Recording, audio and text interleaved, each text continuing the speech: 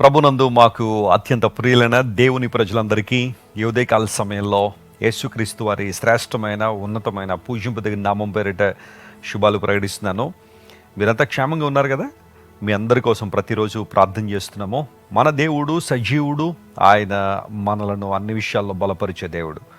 పౌలు భక్తుడు అన్నట్టుగా నన్ను బలపరుచు అనేందు నేను సమస్తము చేయగలను. ఆ మాట మనం అనుదినము కూడా చెప్పుకోవాలి. దేవుడు మనల్ని బలపరుస్తున్నాడు కనుక మనం ఏదైనా చేయడానికి సామర్థ్యం కలిగిన వారు. మన సామర్థ్యం కేవలం దేవుని దగ్గర నుండే కలిగి ఉన్నామని నమ్మి ఆయన మనం స్తుతించాలి. ప్రతి ఉదయాన్నే లేచిన తర్వాత ఆ రోజంతట్లో దేవుణ్ణి మహింపరిచినట్లుగా, ఆయన గణపరిచినట్లుగా ఆయన వాగ్దానాలను మనం జ్ఞాపకం చేసుకోగలిగితే, మన హృదయాల్లో మన తలంపుల్లో దేవుని వాగ్దానాలు ఉంచుకోగలిగితే గొప్ప దీవెన మనం చూస్తాం. ప్రతిరోజు ఒక వాగ్దానం ద్వారా దేవుడు మనల్ని దర్శిస్తున్నారు, మిమ్మల్ని బలపరుస్తున్నారు. అందును బట్టి నేను ప్రభువును స్తుతిస్తున్నాను. ఈరోజు వాగ్దానం కోసం కనిపెడుతున్నారు కదా, పరిశుద్ధ గ్రంథం తెరిచి 73వ కీర్తన 24వ వచనం చదువుకుందాం. Psalm 73 and verse 24. నీ ఆలోచన చేత నన్ను నడిపించదవు, తరువాత మహిమలో నీవు నన్ను చేర్చుకొందువు. ఆసాప్ అనే దైవజనుడు రచించిన కీర్తన గ్రంథాన్ని మరలా 5 గ్రంథాలుగా విభజించారు కదా.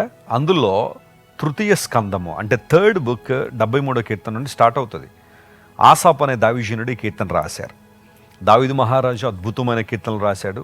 ఆ తర్వాత ఆసాప్ అనే దైవజనుడిని దేవుడు చాలా బలంగా వాడుకుని తన ప్రేరేపణ ద్వారా అద్భుతమైన విషయాలు కీర్తన గ్రంథంలో ఆయన రాయించారు. ఈ 73వ కీర్తనలో మనం ఒక విషయాన్ని గమనిస్తాం. అదేనంటే ఏ క్రైసిస్ ఆఫ్ ఫెయిత్. తన విశ్వాసానికి ఒక పరీక్ష, ఒక సమస్యను ఎదుర్కొంటున్నాడు.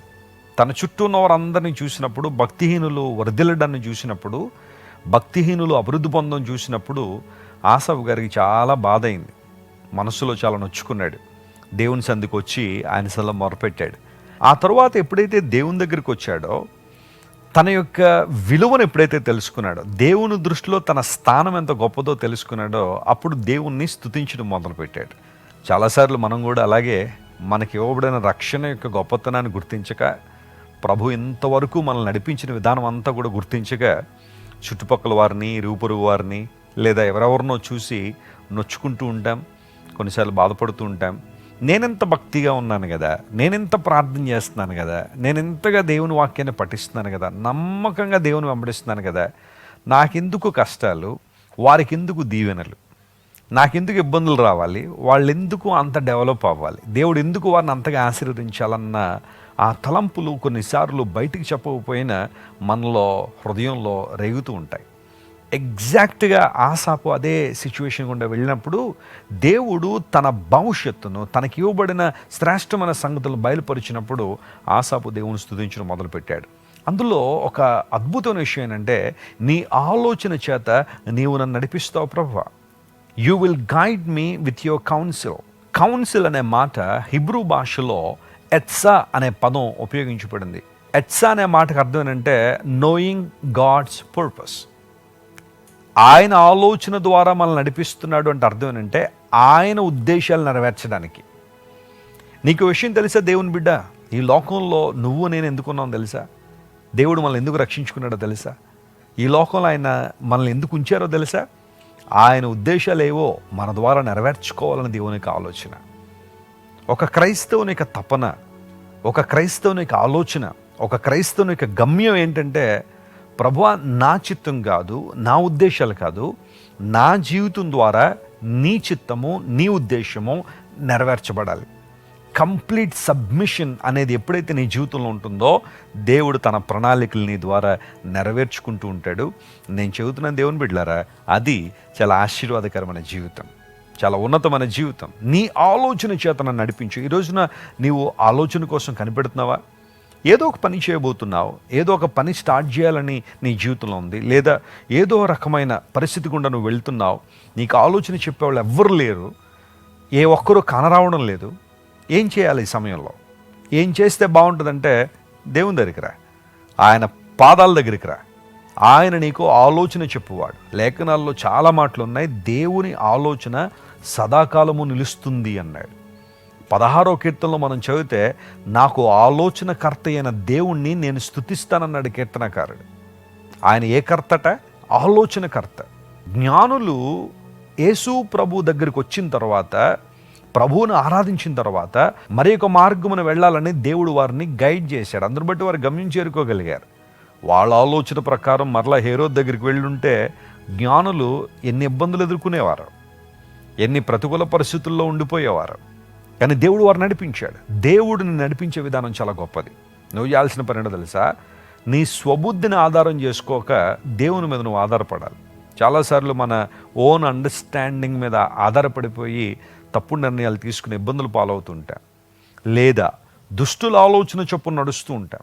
మొదటి కీర్తనలో అదే అంటాడు కదా, దుష్టుల ఆలోచన చొప్పున నువ్వేం చేయకూడదు, నడవకూడదు. కొంతమంది ఏమో తమ మూర్ఖత చొప్పున నడుస్తారట, తమ హృదయంలో పుట్టే మూర్ఖత.